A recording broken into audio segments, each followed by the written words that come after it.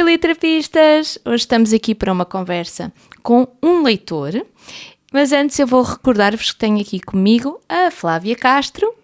Olá! E a Flávia Amâncio. Olá! Olá, João! E eu sou a Raquel Laranjeira Paes. Então, João, estamos aqui hoje convidámos-te para vir aqui falar connosco sobre este livro. A conversa com o leitor é uma parte que nós gostamos muito aqui no Literapistas, porque falamos livremente sobre um livro e estamos muito felizes de ter aqui hoje. Vou apresentar-te brevemente. O João Gonçalo é um leitor muito importante para nós, porque estamos constantemente a trocar sobre livros. O João apresentou-me vários autores que eu valorizo muito hoje em dia, entre outros a Alice Smith, que é de quem nós vamos falar, mas também foi através do João que eu descobri, por exemplo, o Gonçalo M. Tavares, que nós gostamos muito aqui, os literapistas, o Walter Ugumem. Então, neste âmbito da troca que nós vimos tendo há muitos anos, convidei-te, né, para vir aqui ao Literapistas falar sobre um livro, mas houve uma diferença neste convite, que é habitualmente nós convidamos uma pessoa, um bom leitor, e dizemos, escolhe um livro e nós vamos ler o livro que tu nos queres trazer. E no caso, eu não te deixei fazer isso, não é? Tu já vais comentar isso melhor. Mas pronto, eu queria comentar que eu sabia que queria falar sobre a Alice Smith com o João, porque ele gosta bastante, e acabei por escolher o Como Ser Uma e Outra, ou Como Ser Ambas, né? How to Be Both, da Alice Smith, porque ele saiu na lista dos 20 livros mais importantes do início do século, não é? Portanto, foi um livro que foi muito falado agora há pouco tempo. Então, bom, João, agradeço-te muito estares aqui connosco hoje. Conta-nos um bocadinho como é que foi para ti que eu te obrigasse a ler este livro. Olá e obrigado pelo convite. Muito prazer estar aqui convosco. Primeiro dizer só que, pronto, que eu não me sinto muito um leitor competente. Então, venho aqui nesta minha... com essa etiqueta de leitor incompetente. Acho que isso me vai deixar mais à vontade. Porque acho que também é uma forma de experienciar. E em relação ao livro, sim, isto foi uma obrigação, foi um trabalho de casa e que se põe no meio de tanta outra coisa, não é? Que a nossa vida já tem, a nossa cabeça tem dentro. Mas é uma forma de encontro com o livro como outra qualquer, não é?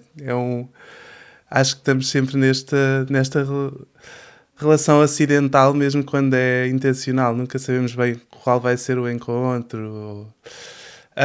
Então, o livro da Alice Smith vem com uma autora que eu já conheço há algum tempo e com a qual me identifico, são livros nos quais eu habito e onde me sinto em casa e onde eu volto quando quero encontrar um sítio onde me sinto completo e onde me sinto bem.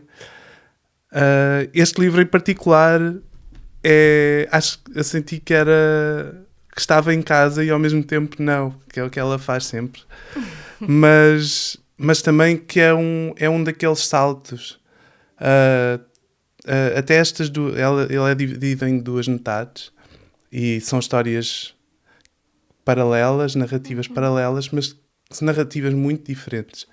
E sinto que uma metade foi a minha casa e a outra metade foi um constante desafio, estranhamento e encontrar-me com coisas que eu próprio também não ou não gosto, ou não gostar não é a palavra, mas com as quais que a mim não me soam naturais, não é?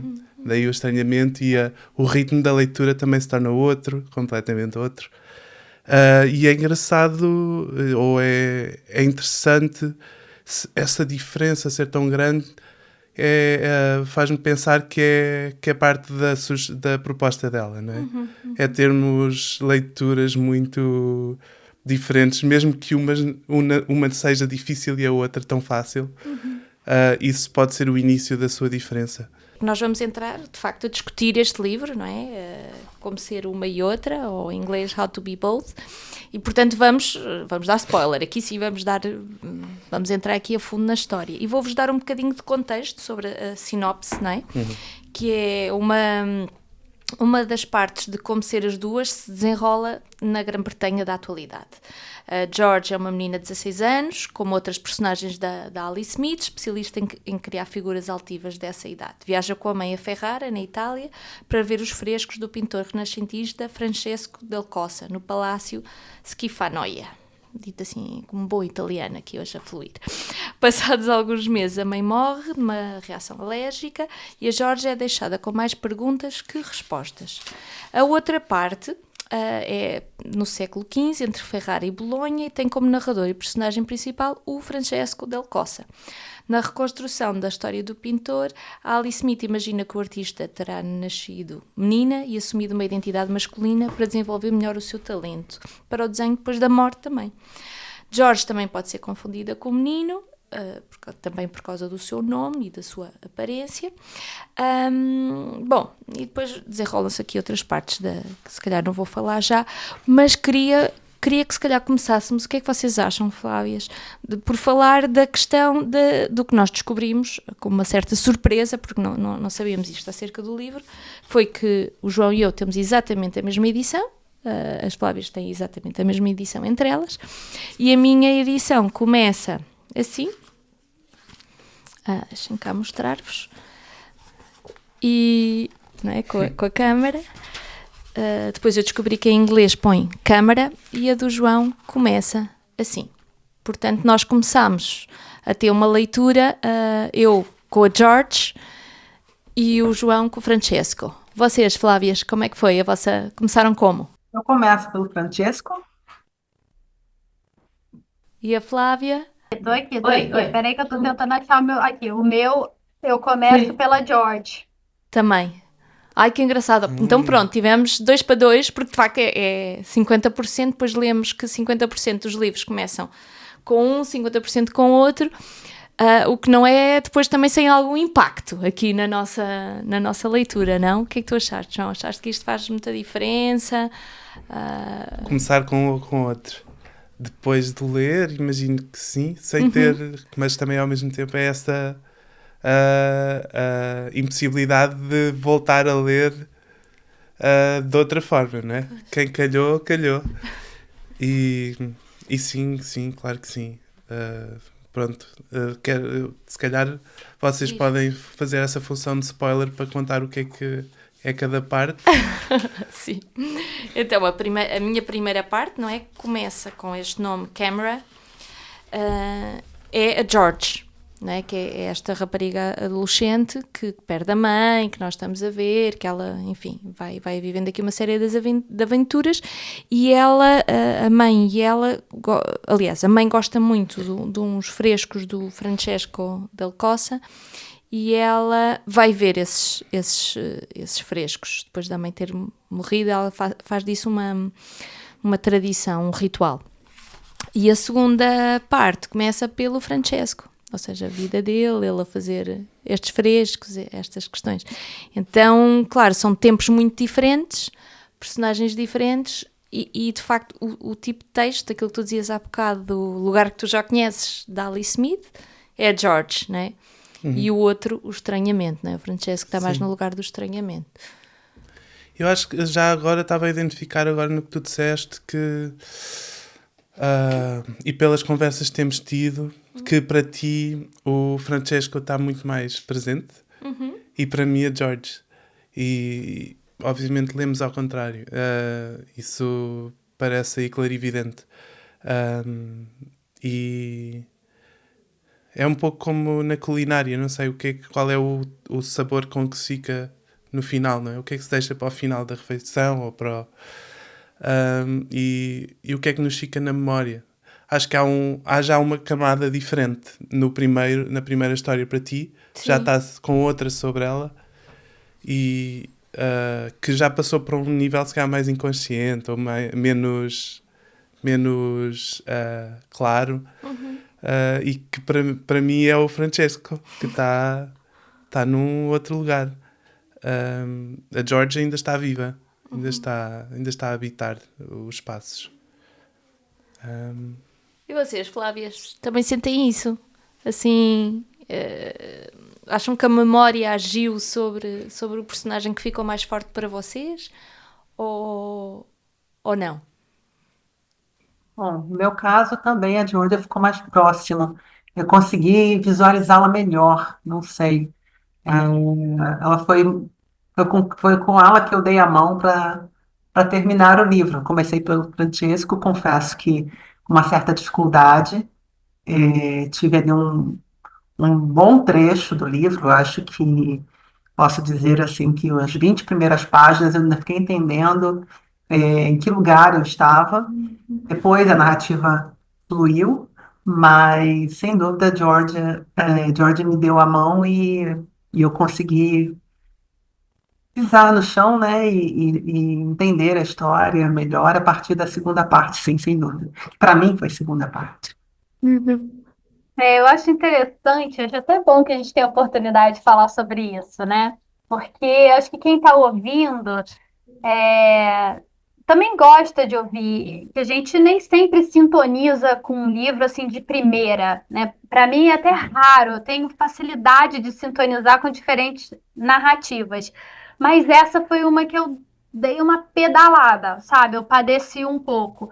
E não estou falando da página 20 não. Eu fui bem adiante, ainda sentindo que eu não tinha achado o livro. Não achei o livro, não me achei no livro.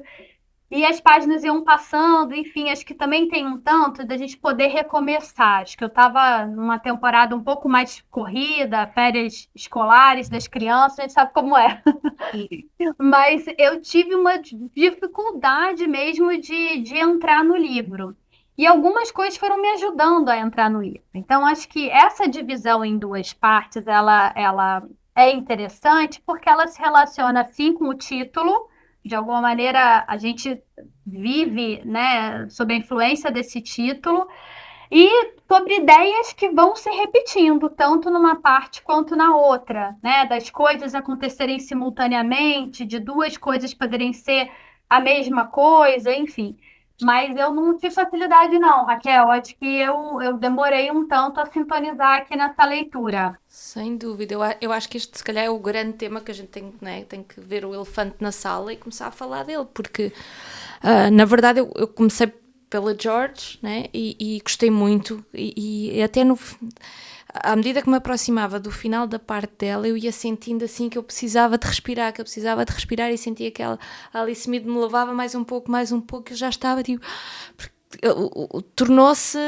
A George é uma personagem muito próxima, a gente fica muito próximas dela, não é? Ou, pelo menos isso acho que vais concordar, mas aconteceu comigo, e assim no final eu precisei de parar e eu não conseguia continuar o livro, era como se para mim de alguma outra maneira aquele livro tivesse acabado ali. Foi muito difícil ir para a segunda parte. Aí acho que precisei de uma semana entre uma parte, isto sabendo que, enfim, tínhamos aqui um tempo para ler o livro, né?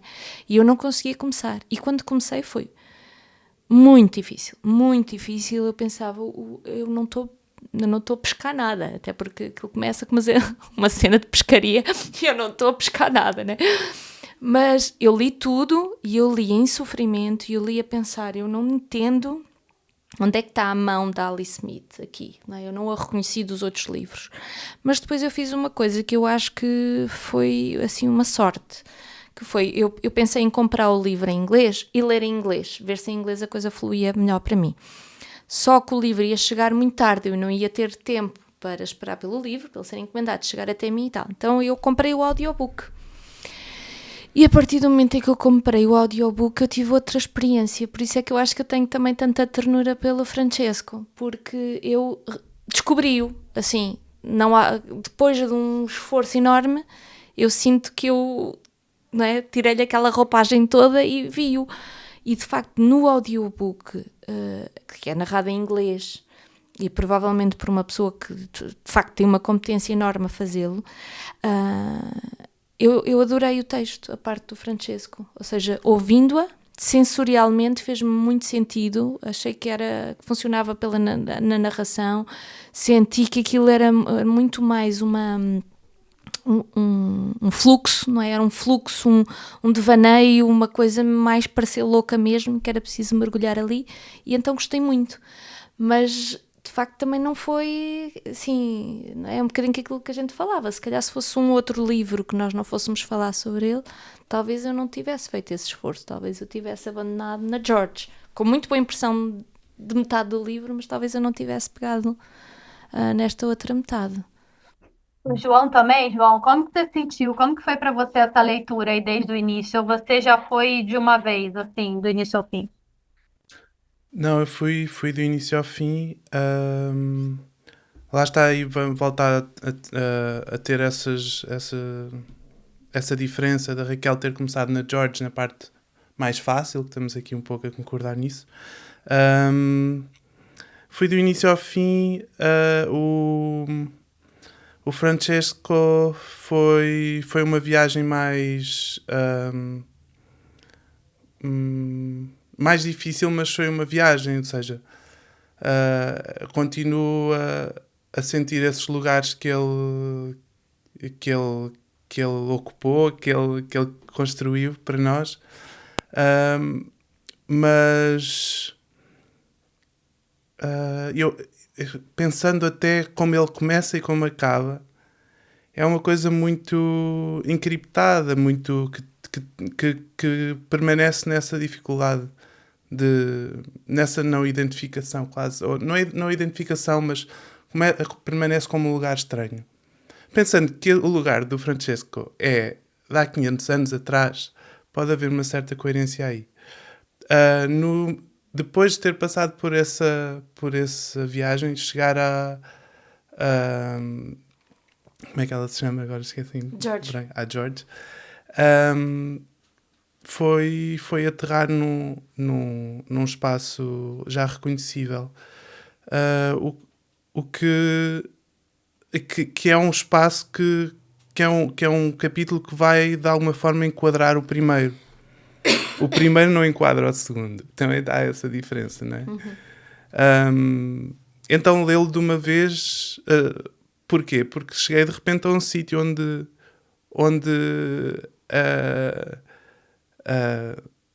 a história flui, não é? Então aí sim, aí acelero, a história inclui-me, eu vou e então fez todo o sentido. Por isso também estávamos a falar qual deveria ser a ordem certa, Sim, e é difícil sim. pensar nisso, acho que os 50-50 até fazem bem. Acho que é uma espécie de aleatoriedade, não é? Da Raiuela, quase do Cortázar, por por sim, propor um desafio, mas também não propor só só uma solução para esse desafio, para esse jogo, não é? A aleatoriedade do dado. Então, essa foi a minha experiência, que cheguei a um sítio onde estou feliz, então vamos embora, vamos até ao fim. E que esse sítio, no segundo capítulo, está de repente povoado pelo capítulo anterior. E eu não, pronto, e é uma coisa que provavelmente ainda vamos falar, mas há um cruzamento de tempos e espaços aqui, e como o segundo capítulo vai ocupar o espaço do primeiro, 500 anos depois, tem uma quase que no meu caso, quando o dado calha assim, o primeiro faz um pouco uma espécie de cenário, uma espécie de pano de fundo, e depois chega esta pessoa contemporânea que entra pelo lado direito e começa a falar, e tu já sabes o sítio onde ela está a chegar, não é? Ainda não conheces esta pessoa que chega, mas já conheces o sítio onde ela está a chegar. Isso é interessante. Se calhar no inverso, há uma pessoa que tu conheces e ainda não conheces o pano de fundo, que depois vai começar a ser construído no segundo capítulo, não é? Quase como podia ser lido como com essa imagem. E nós ontem, não sei, até se calhar Flávia Azevedo podias falar sobre isso, não é? Flávia Castro. Que é esta coisa do... Para já, não é? Nós ontem estávamos a falar muito desta circularidade, não é? E uma das coisas que se fala muito sobre este livro é que, e de facto isso nós notamos logo, não é? Quando começamos a ler este livro, percebemos logo que a Alice Smith leu a Virginia Woolf, não é? Isto é um quase fosse uma releitura do Orlando, da Virginia Woolf, não é? Mas que traz esta coisa da circularidade do tempo, ou seja, porque eu agora estou a ouvir e estou a ficar super confusa, porque não é? Tu estás a dizer 500 anos depois, e eu penso, não, 500 anos antes, não é? Mas as histórias, elas trazem uma coisa do tempo, nós ontem falávamos que era muito bonita, não é? Como essa circularidade está no livro. E depois falámos... não sei, queres falar sobre isso, não é? Sobre aquilo que nós identificamos, não é? Como o momento em que ela enuncia, a Alice Smith enuncia o projeto do livro. É que eu acho que tem uma coisa aqui, Flá, vou pular rapidinho aqui a sua, só porque acho que o assunto surgiu, depois a gente volta para ela, tá? Porque eu acho que tem um lance aí da circularidade, mas se eu capturei em vários momentos uma ideia, ela tinha menos a ver com uma certa circularidade, mais com uma simultaneidade, né? Que é uma ideia contemporânea do conceito do tempo, né? O tempo não é linear, não há uma flecha do tempo, mas o tempo acontece simultaneamente, né? Então, que se relaciona com o título, como ser as duas coisas, enfim, e vai aparecer assim inúmeras vezes. Eu devo ter marcado assim umas 30 vezes em que ao longo do livro essa coisa do é vivo e é morto ao mesmo tempo, né? A mãe diz ou a mãe disse. Aquele era o momento que ela estava viva ou que estava morta, né? Então, evocando isso. Depois, a questão da sexualidade, né? Importante, ou da mãe, do estado civil da mãe, né? Sei lá. Então, tem uma série de coisas. A gente entrando aqui, já estou nem dando conta dos spoilers mais, mas tem um lance que acho que é extremamente importante da relação da mãe dela com uma amiga, que fica sempre naquela linha assim, do desejo. Elas tiveram ou não tiveram alguma coisa. Ao mesmo tempo, a mãe é casada, tem os filhos, valoriza isso. Ela é as duas coisas ao mesmo tempo. E por aí vai. Eu estou falando mais da primeira parte para mim, que é a parte do George, né? Mas, enfim, então essa ideia ela é bastante trabalhada, né? A simultaneidade, como uma coisa é duas coisas. Estou em Londres, mas estou pensando na Itália. Então, onde eu estou, de fato, meu corpo, meu pensamento, enfim. Eu acho muito feliz essa construção e ela atravessa todo o livro. Mas eu até trouxe aqui para perguntar para o João, porque ontem foi polêmico a gente conversando sobre isso, porque eu acho que ela enuncia em algum momento, né, dentro do livro, não está em destaque, mas eu destaquei, a Raquel destacou. Então, quer dizer, nos chamou atenção, como leitoras comuns, todo mundo aqui é leitor comum, né? Então, é nessa chave a nossa leitura, mas ela diz o seguinte, ela diz na página 19 do meu livro, né? Do meu livro que começa com a George.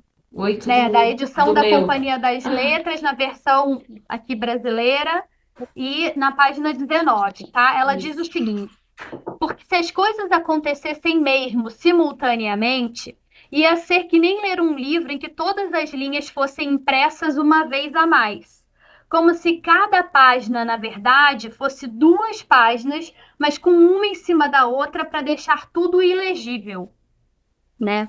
E aí ela vai falar, porque agora é ano novo e não maio, e é Inglaterra e não a Itália, está chovendo a cântaros lá fora, e apesar da chuva cair com força toda, ainda dá para você ouvir aqueles fogos de artifício, fogos não, deve ser fogos de artifício idiotas que as pessoas compraram para o ano novo, disparando aqui e ali como uma guerra em miniatura, porque as pessoas estão lá na chuva torrencial, com chuva martelando seus copinhos de champanhe, rostos virados para o alto para ver seus próprios fogos tristemente inadequados se iluminando e apagando.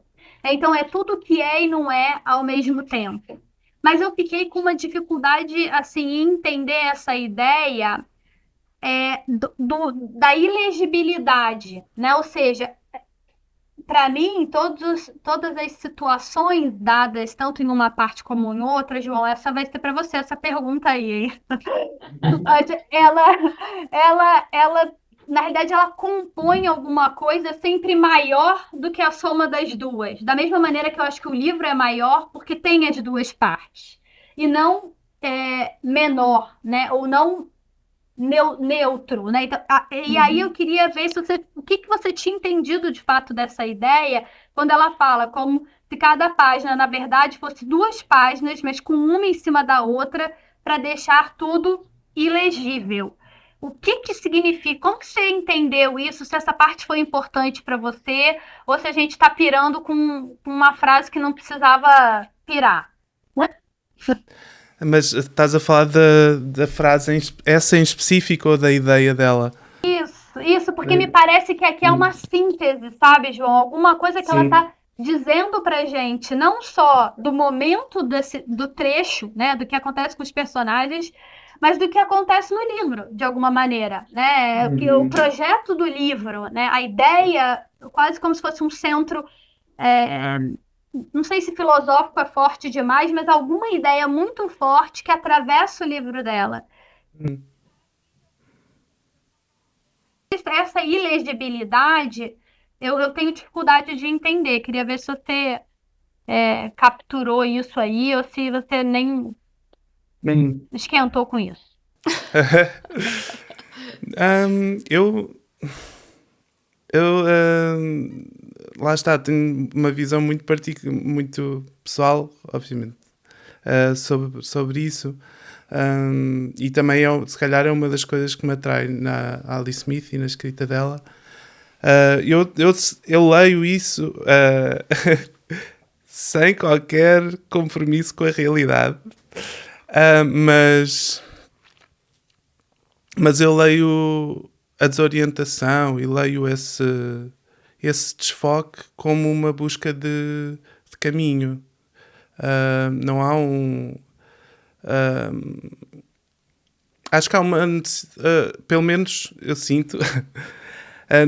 Na escrita dela, essa sobreposição, essa falta de clareza, essa sobreposição de tempos, de gestos, até na própria escrita, de palavras que numa frase dizem uma coisa e na outra dizem outra completamente diferente, ou numa frase, uma frase que está num tempo e a outra a seguir com as mesmas palavras está num tempo diferente.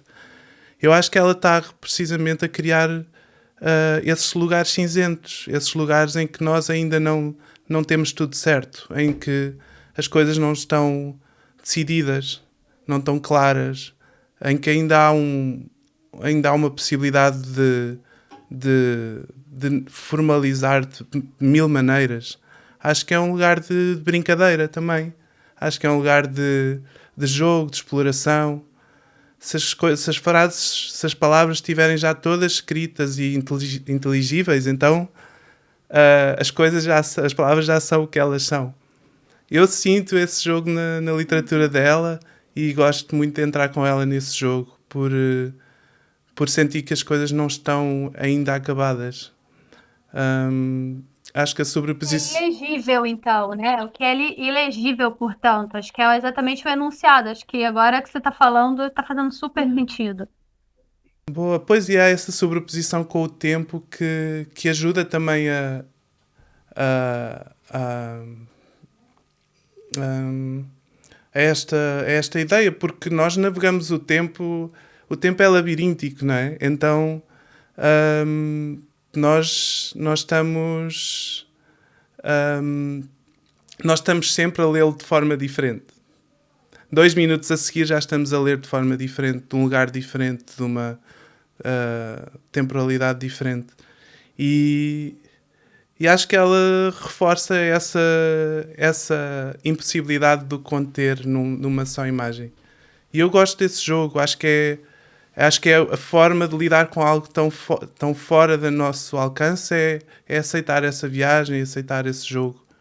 Que ela, pronto, ela faz em vários dos livros dela e sem fazer um spoiler completo, acaba o capítulo da George com esse jogo, quase com esse sorrisinho também. Esta coisa meio... esta provocação, mas meio cúmplice, não é? Nós somos constantemente os escritores, somos constantemente os leitores e somos cúmplices desta baralhada que é a nossa realidade, não é? E ela acho que tem muito humor nessas viagens dela, nestas transposições, sobreposições. É um convite meio lúdico, acho eu. Pô, muito bom, gostei. Eu acho que faz todo sentido do mundo, é isso aí. Eu não tinha entendido ontem, a gente ficou discutindo. Eu espero que isto não... Pronto, é uma resposta possível, não é um entendimento, espero. Mas a ideia de que... Sim, eu também. Boa. Não sei o que é que a Flávia... Total. Mas de facto esta frase que tu disseste agora, não é? A ideia de que o tempo não acaba é muito chave, não é? Ou seja, o tempo não acaba de acontecer, não acaba de ir-nos acontecendo, de ir agindo sobre nós, não é? E depois temos uma coisa que nós também falávamos, não é? Que é engraçado porque, se calhar, pronto, vou aqui dar o pé à tua pergunta, Flávia Amâncio, mas é quase como se são duas personagens que estão também a colocar-se no tempo de uma maneira particular e que o tempo as coloca num lugar particular, não é? Cara, isso aqui é muito bom, hein, Raquel? Desculpa interromper, mas eu já anotei. O tempo não acaba de ir nos acontecendo. Que você Bonito falou, isso. eu acho que achei, nossa, achei a ideia veio junto com a fala, eu acho que é um pouco o livro inteiro, né? O tempo não acaba de ir nos acontecendo. Acho que já achei muito bom. Flamâncio, queres fazer aquela tua pergunta que tu tens aqui escrito no nosso quê? Eu vou continuar aqui na sequência, depois da pergunta da Flá. Sim. Uma coisa interessante também que a gente pôde perceber no livro da Alice Smith é que nada é de graça, né? A gente tem que tentar, né, escavar e buscar o sentido ou o que ela, enfim, não sei se de fato está dizendo ou se sugere.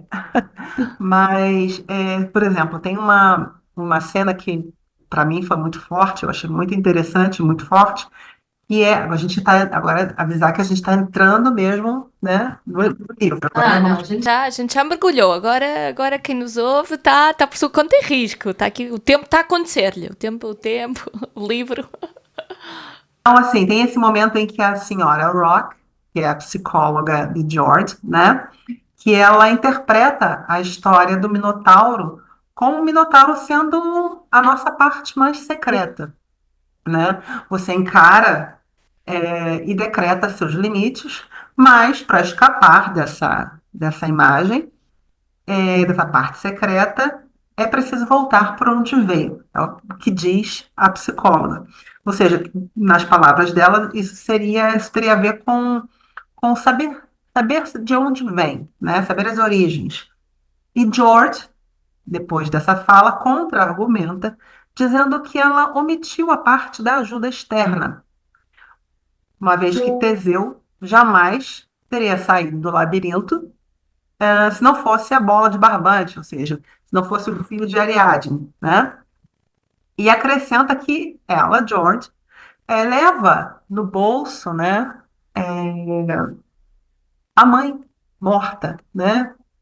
Pequenas doses de cinza, né? Pequenas, né, punhadas de cinza, há lugares que ela gostaria de estar, há lugares que, enfim, que são importantes para ela e que no futuro a levarão a um outro país, nas próximas férias. E George disse que essa, ah, essa não é bem uma metáfora, né, do Minotauro, né? Ela diz que não é sobre isso, não é sobre a metáfora do Minotauro. E aí eu fico pensando se esse contra-argumento não seria um pedido de socorro, não seria um pedido de ajuda para escapar desse labirinto, sabe? O que você acha, João? Não sei se eu me alonguei muito. Não, estava a pensar.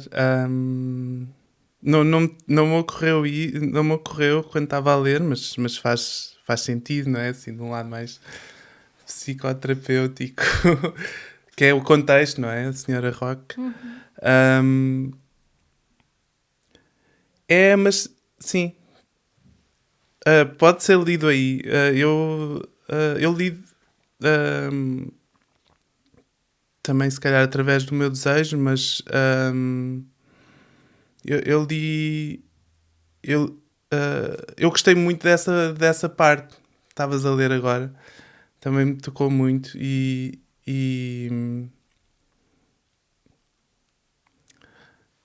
eu acho que também é uma mudança de perspectiva e um recentramento super interessante. Aliás, qualquer processo de recentramento é uma revelação incrível sempre. Não é sempre, mas muitas vezes é um processo muito, muito produtivo.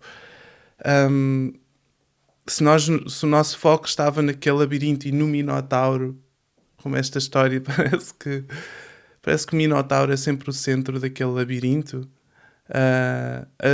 essa frase da George para já é muito desafiadora e que é uma coisa que a George vai revelando, é uma maturidade assim super grande aos 16 anos e por outro lado implica um outro uma outra atenção que não é sobre o labirinto, mas é sobre quem estava fora do labirinto, mas também é o que é que nós levamos para dentro do labirinto e que nos orienta no labirinto, que torna completamente irrelevante o Minotauro. De alguma forma, esse recentramento faz com que o Minotauro de repente está ali num campo, parece as vaquinhas ao fundo no prado, e a história é sobre outra coisa, não é? A história é sobre este cuidado, este depender de algo e de alguém, de referência, do caminho no labirinto, ter essa referência, ter esse... Por muito que a viagem prossiga, há uma referência inicial de onde... que nos serve de âncora, onde nos... ou seja, o labirinto sobrevive, ou a experiência do labirinto só existe graças a algo que está fora de campo. E essa é a sustentação. Acho que é uma maturidade, é um pedido de ajuda, sem dúvida, mas ao mesmo tempo é ela a ir por temas, por imagens que falam também de uma superação. Eu estou a dizer estou aqui a fazer leituras do momento, mas enfim, de uma superação também sobre o que é a relação dela com a mãe dela, sobre ela continua no labirinto, mas há alguém que lhe entregou este fio, não é? Ou sobre sei lá, sobre toda esta a própria vida da mãe, não é? Se calhar ela também continua, vai percorrer um pouco os trilhos da vida da mãe dela e um pouco que ela e a mãe se tornam a mesma coisa, não é? Então se calhar cada uma leva o novelo da outra.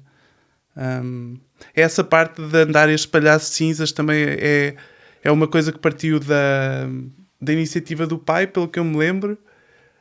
E é engraçado esta figura do pai também como também uma coisa, uma existência meio fora de campo, mas também que acaba por perceber-se que tem um papel, tem uma ligação muito forte a estas pessoas, a estas duas pessoas, a George e a mãe, e que dentro de uma certa um luto que o leva um pouco à bebida e a uma espécie de alheamento, há coisas que ele também está a viver e que está e que indicam que ele também está muito conectado e centrado com uma essência delas as duas. Eu achei isso bonito também, se calhar enquanto homem, que a história não fosse sobre ele de todo, e ainda bem, mas ao mesmo tempo a história dele é contada. Achei essa... É muito subtil, mas a história dele é contada também em pontos. Pronto. Isto. Sim. Sim. E é engraçado porque agora estava-te a ouvir, né? E há uma coisa que eu acho muito. Vocês agora falaram da ideia do labirinto, né? E a George, num momento, ela começa com a fantasia de no quarto dela deixar haver uma infiltração. E crescendo e crescendo, e a primeira imagem que aquilo me deu foi quase como uma lágrima, não é? Uma coisa que está constantemente a chorar, não é? Como uma coisa mesmo do luto. Mas ela queria que a água continuasse a entrar pela parede, pelo teto, até o teto desabar, e portanto ela ver as estrelas, não é? Ou seja, ficar de facto com essa experiência do labirinto, que é que se está fechado aqui, mas tem-se o céu para ver para cima, não é? O céu de alguma forma guia. Só que eu achei um momento assim muito forte no livro, que ela conta ao pai que aquilo está a acontecer na sequência de uma conversa com a amiga, que é a H, né? Com quem eu acho que ela está a sentir ali um interesse, ou está a sentir a possibilidade de um interesse afetivo, né? E que também se liga com a história da mãe, que também tinha uma amiga com quem teve uma história, né? E hoje, por acaso, nós vínhamos a falar do livro e tal, e eu não sei o que é que tu disseste qualquer coisa do H, e eu lembrei-me de uma coisa, que é, na parte do Francesco, o Francesco não está escrito, agora não sei se eu marquei, mas quando ela escolhe o nome, quando a moça, que nós não sabemos como é que ela se chama, mas que passa a chamar-se Francesco, ela fala que quer o F como a mãe, mas vai colocar um H. Portanto, o Francesco passa a ter um H. Não é? E esse H, então, é curioso, porque até a própria letra transporta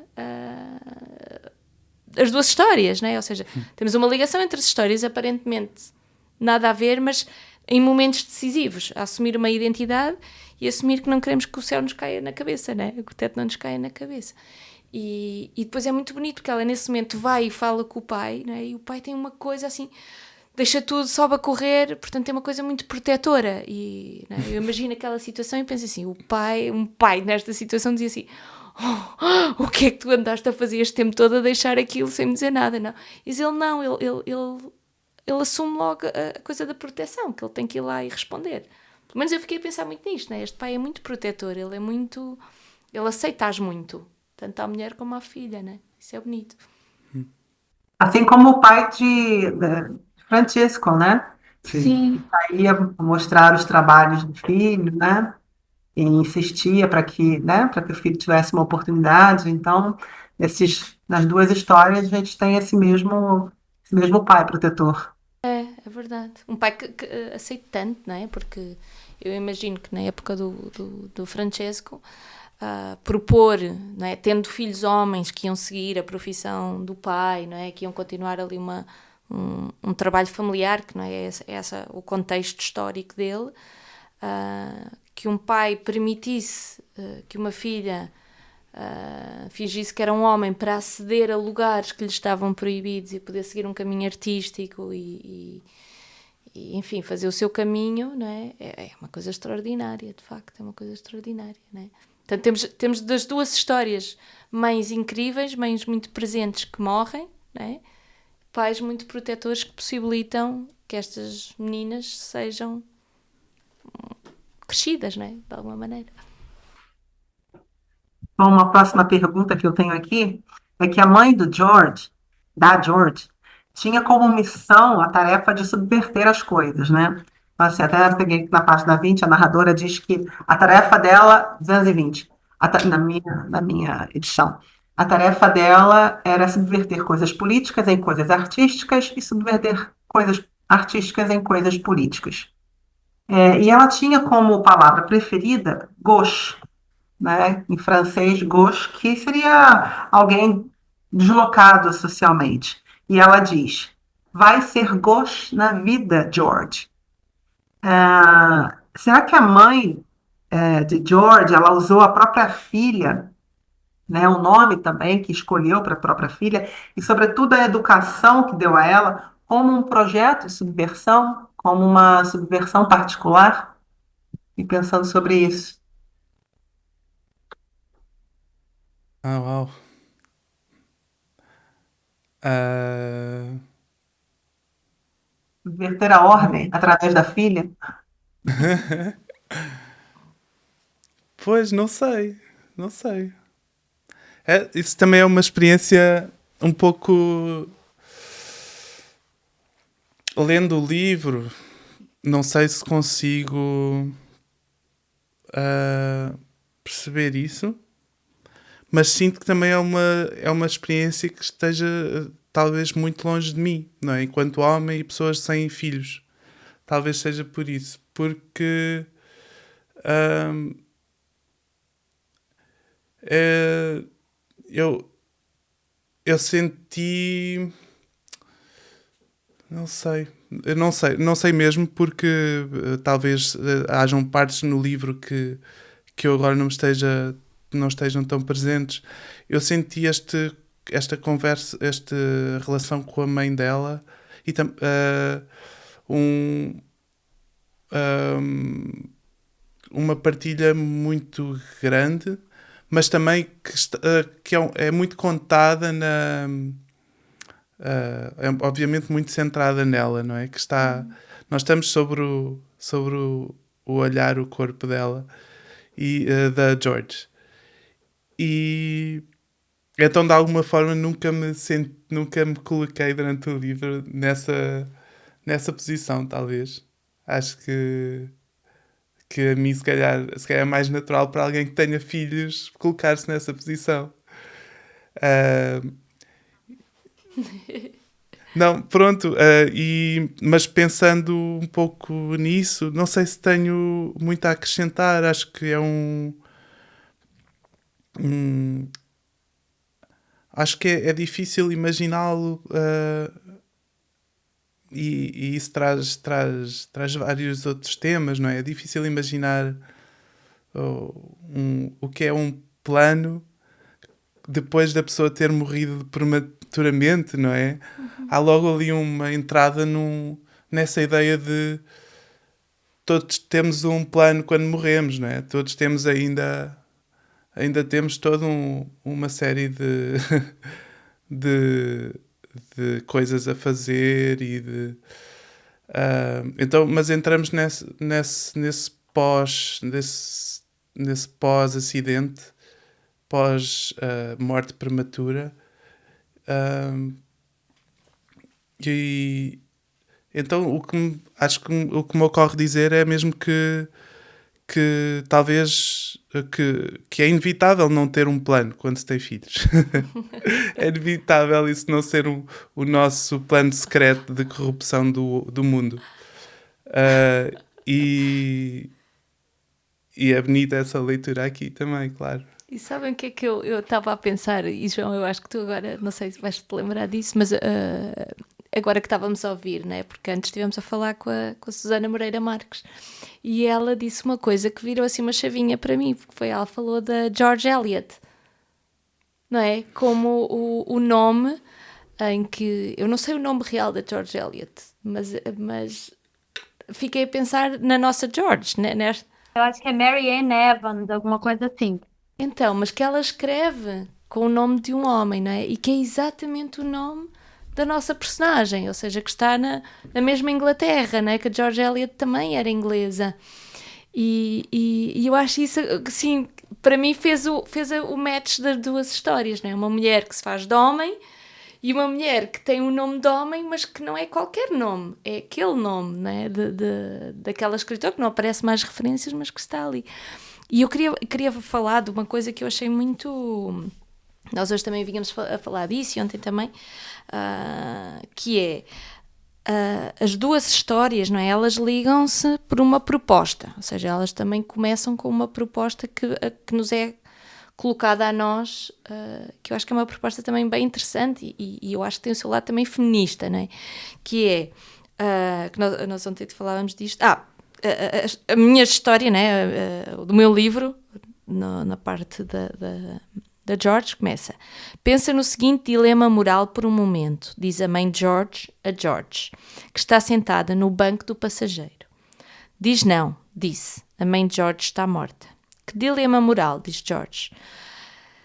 Ela anda um pouquinho e depois diz: muito bem, és uma artista, diz a mãe dela. Sou, diz George. Desde quando? E isso é um dilema moral? Ha, ha, ha, diz a mãe. Faz-me lá à vontade, imagina, és uma artista. Aí andamos um bocadinho para a frente e depois ela põe aqui onde é que está o dilema, porque vai indo e voltando. Aqui, és uma artista, diz a mãe, e estás a trabalhar num projeto como muitos outros artistas. E toda a gente envolvida no projeto recebe o mesmo do ponto de vista salarial. Mas tu acreditas que o teu trabalho vale mais do que o montante que todos os intervenientes no projeto, incluindo tu própria, recebem. À conta disso, escreves uma carta ao homem que encomendou o trabalho e pedes-lhe que te dê mais dinheiro do que aquele que todos os outros estão a receber. Vale mais, diz George. Sou melhor do que os outros artistas? Isso importa, diz a mãe. É isso que importa? Sou eu que valho mais ou é o trabalho, diz George. Muito bem. Continua, diz a mãe. Estamos a falar de uma coisa real, diz George. Hipotética. Isso importa, diz a mãe. Ou seja, né, quer dizer, começa o livro com a mãe a colocar-lhe um dilema moral e claramente a empurrá-la no sentido das questões, né?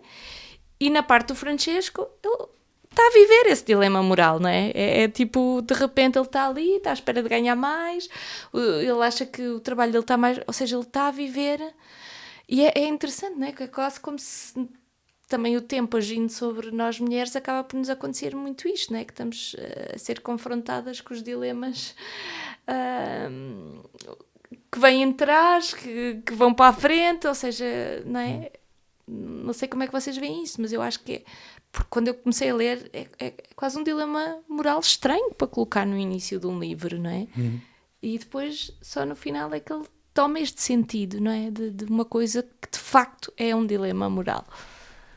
Sim, e aí nesse trecho dá para dar toda a razão à Flávia de que ela está a plantar essa Sementinha. essa semente e uma semente meio corruptora do mundo. E ela volta a falar do dilema moral no final, não é? Desse capítulo.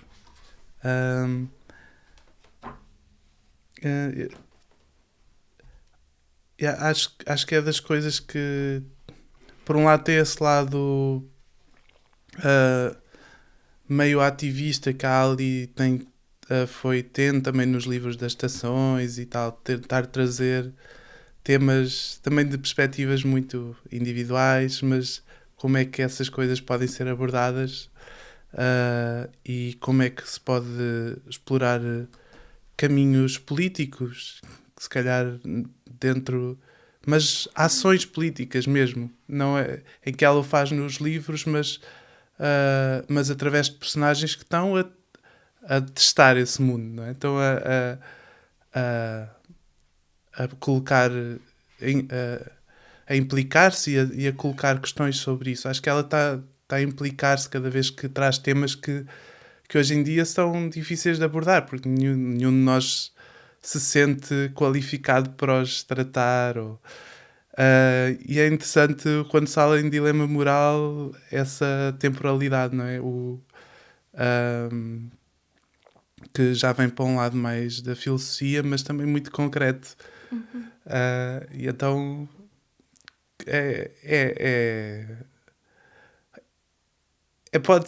claramente pode ser lido, agora pensando nisso, como o livro pode ser o projeto da mãe, não é? A mãe é o que une o Francesco à George.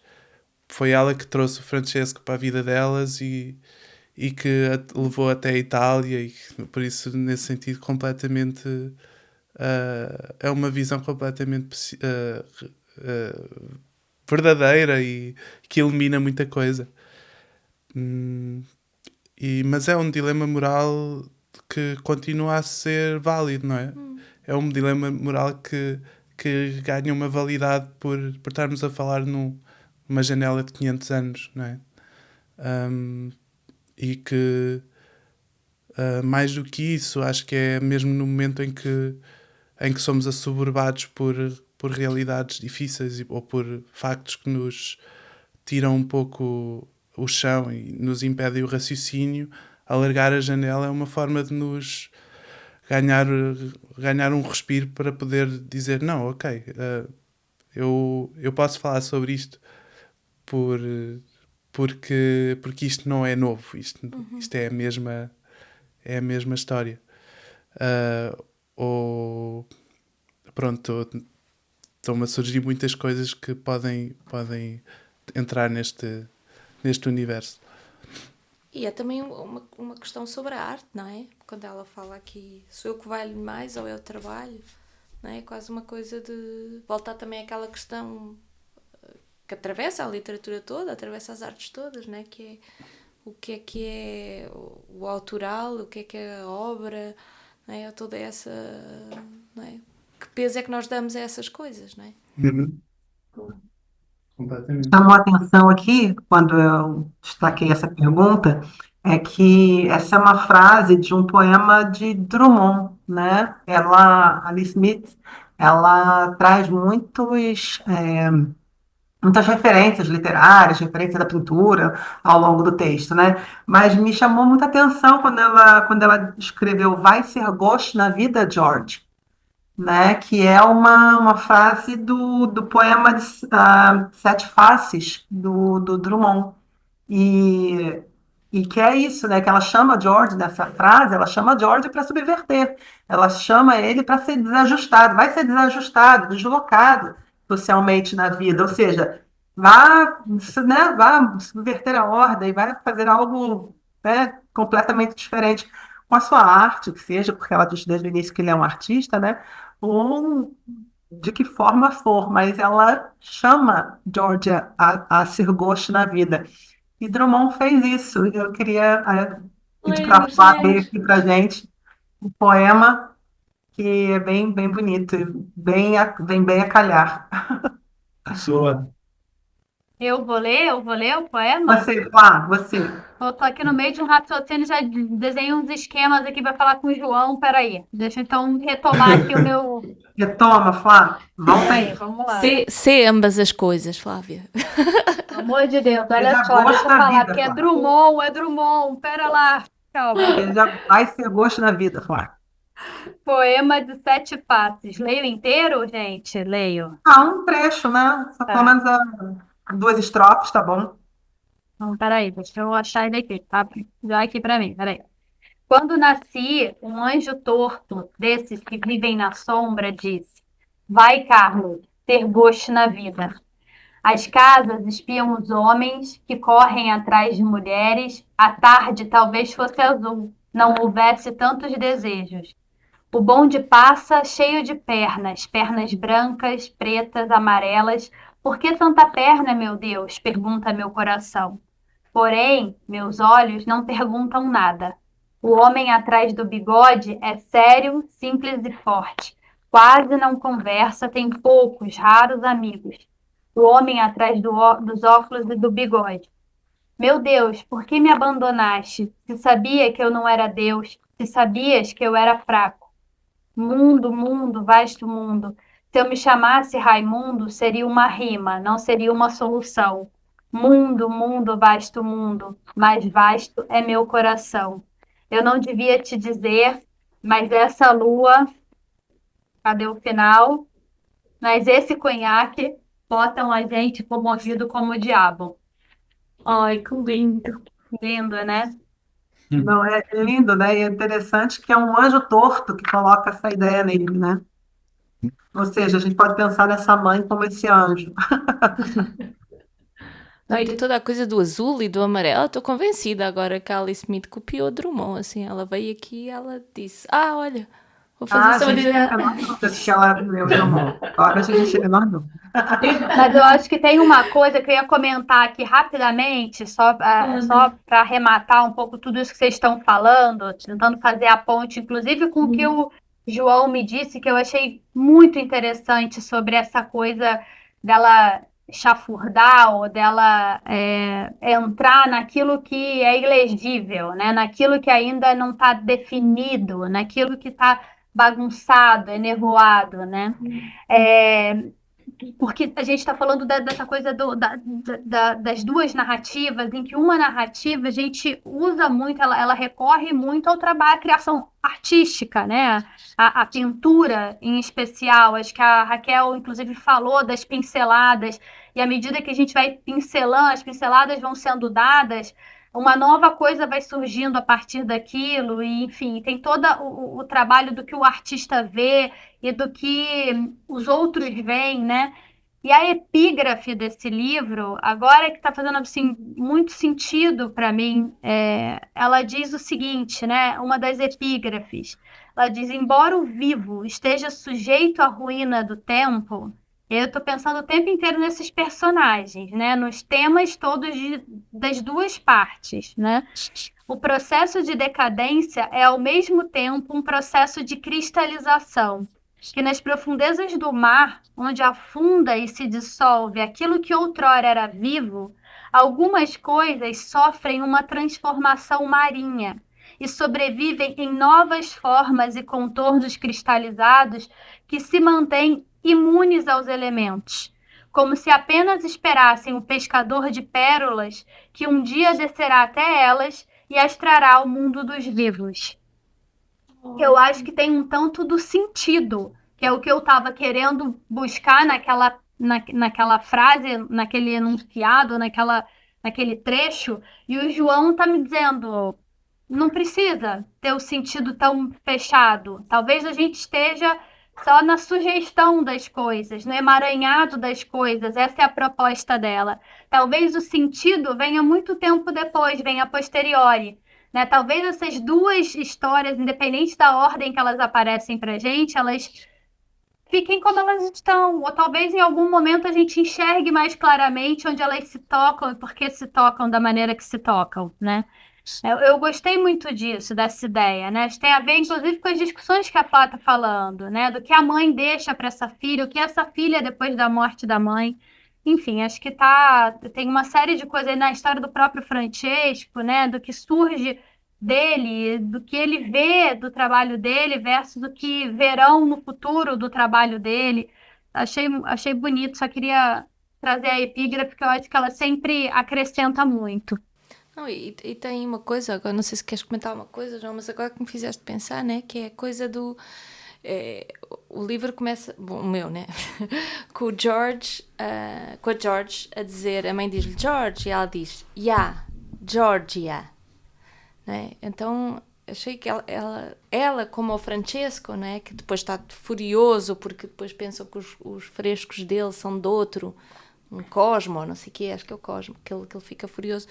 Então tem que ver também com fazer-se um nome, não é? Tipo, a possibilidade de ter uma identidade, até onde é que a gente vai para construir a nossa identidade, não é? Até onde é que essas coisas...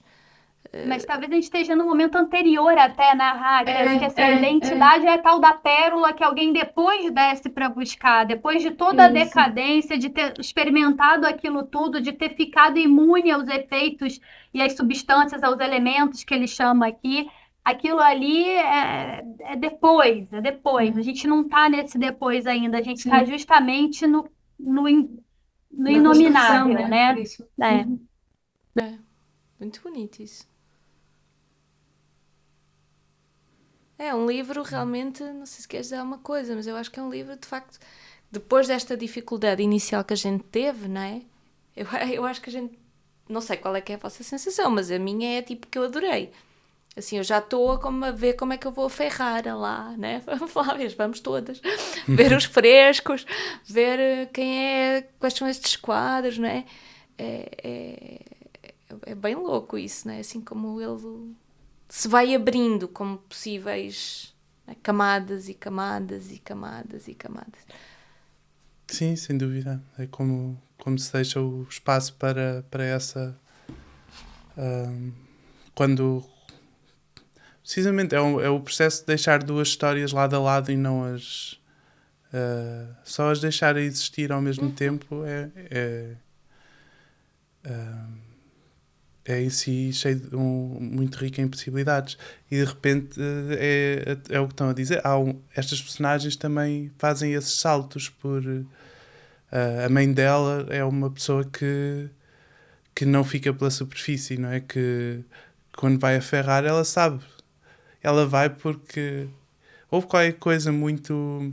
Se calhar há duas camadas que são muito importantes aí, que uma é o afeto da matéria, o afeto do quadro, que lhe chamou de alguma forma, e nós vemos isso muitas páginas no capítulo do Francesco, que é o afeto que ele tem ao pintar.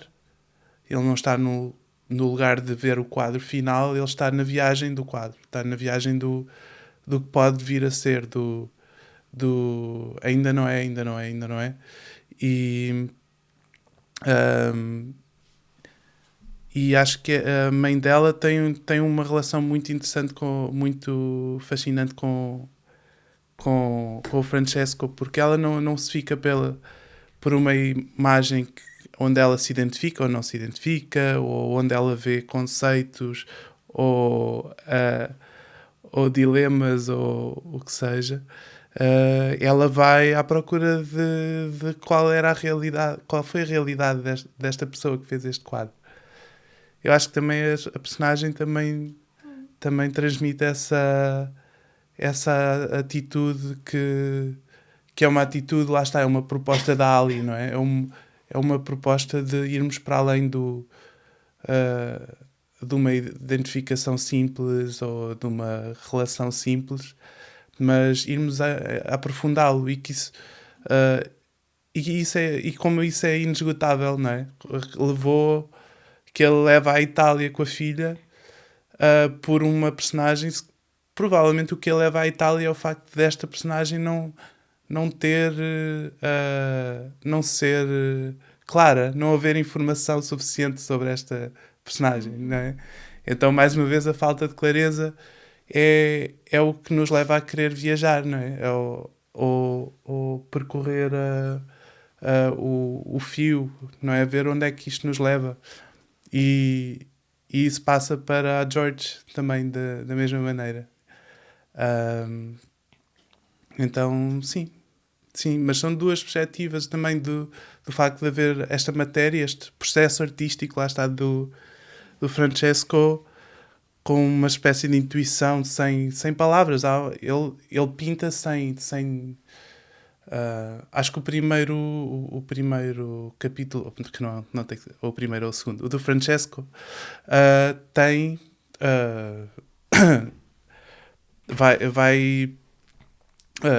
vai muitas vezes à procura de uma perspectiva de um pintor, e aí pronto, aí eu acho difícil sustentar isso. Acho que aí é difícil sustentar isso, mas a forma como ele olha para a realidade é a partir da cor, do afeto que da luz, e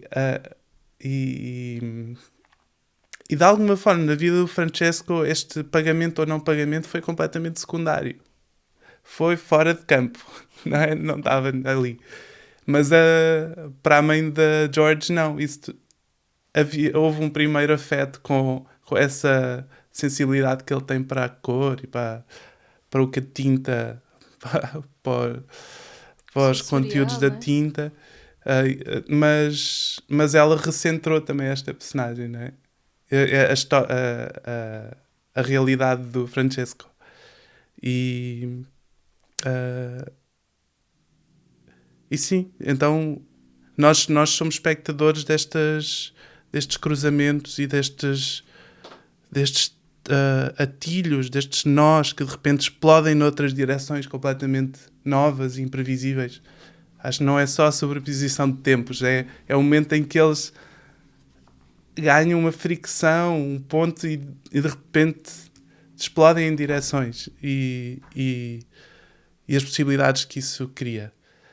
E para mim isso foi o final do livro, não é? Foi o final da George, sobre esses virtuais, sobre o que poderia ter sido, o que pode vir a ser, o que está aqui tão perto de acontecer, mas ninguém ainda sabe se será mesmo. E então, pronto, acho que está lá tudo isso. É engraçado, estás a falar quase uma função de testemunha, não é? Nós, Sim, como sim, leitores, como leitores. completamente. E eu estou à procura, porque há um momento em que ela fala disso, ela traz a palavra testemunha, e eu marquei, mas eu agora não consigo lembrar onde. Mas de facto é isso, não é? Testemunhar, até porque o próprio Francesco a testemunha a ela, não é? Ela testemunha a ele indiretamente, porque vê o trabalho, mas ele também a está a ver, não é? Então é uma coisa muito... muito louca, não é? Que também remete depois aqui a uma parte que ela fala, que o amor é aceitar que somos ambas as coisas, não é? Ou seja, também testemunhar que o outro é ambas as coisas. Então, bom, João, super obrigado. obrigada por estares aqui, por aceitares este convite, leres Obrigado, Alice Smith eu. connosco, vires aqui conversar. Ah, Muito sim, obrigada. foi ótimo. Mesmo, muito obrigado. Sim. Então Eu vá. adorei as vossas visões. Mesmo. É tão lindo. E este livro então dá-se muito a isso. Acho que foi super bom. É verdade. Obrigado. Obrigada a nós.